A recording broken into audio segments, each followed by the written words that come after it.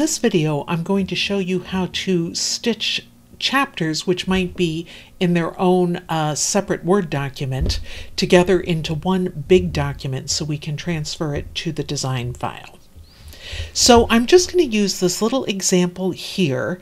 You can see that there are 6 chapters in here. 1, 2, 3, 4, 5, 6, and a couple things that go in the back of the book.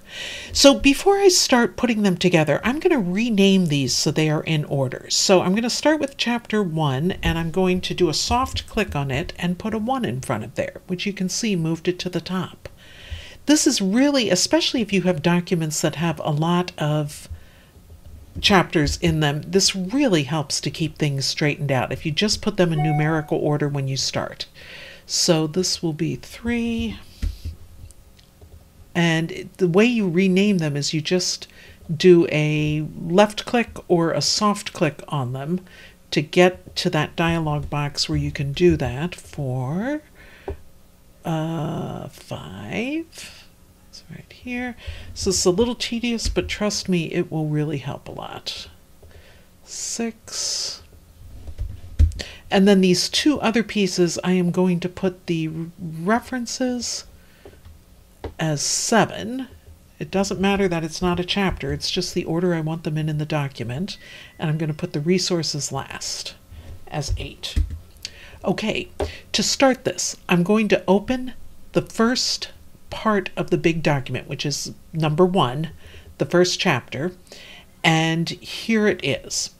So once this is open, the first thing I'm going to do is a save as, and I'm going to save this as 6 steps all, and I'm going to put it in a Actually, I'm just going to save it just like that. You can put it in another folder if you want, but I will know by this tag at the end all that this is what I want. So now I still have the copy of, this is fine, I still have the copy of chapter 1 in there, but I have saved it as a new document, all. And this was definitely not a finished document. You can see that there's still some highlighting and things in there. But here's how you add the subsequent chapters. You go to the bottom of the document. I don't want to be there. I want to be right at the end. And I'm going to add a Shift Command Return, which is going to put a page break in. Now, I don't really want this page break to be a dot, so I'm going to turn that off up there, a bullet point. The other ways you can put that page break in, you can go Insert, Break, Page Break. And then sometimes you can do it from this menu too. It'll look a little different depending on what version of Word you're using. But in this case, it's saying there's a break somewhere in here. Under Pages, you can put a blank page, a page break, right there.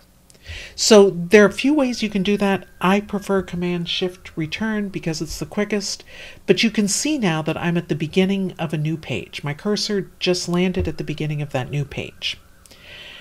I'm going to go back to the Finder, and I'm going to open 6 Steps 2, number 2.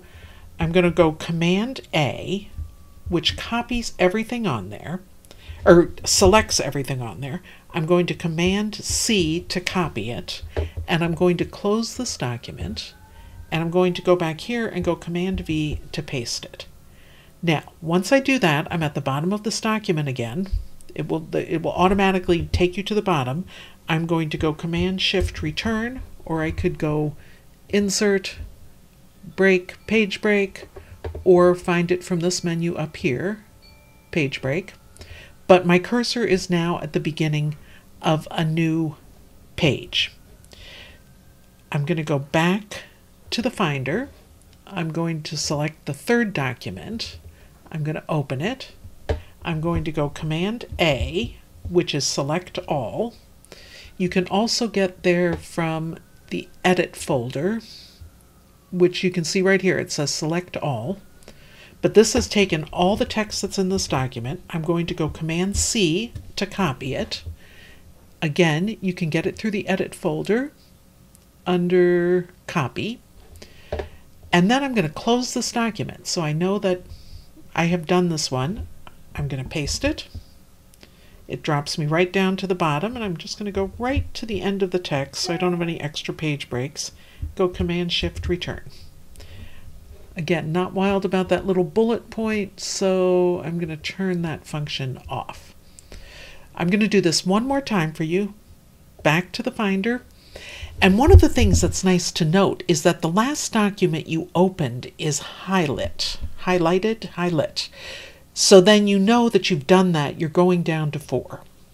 You're opening it, Command-A, Command-C, close it, Command-V, Command-Shift-Return.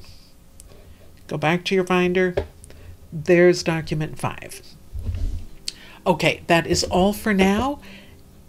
It's a tedious process, but if you get into a nice rhythm and you pay attention to these conventions, you should be able to do it fairly easily.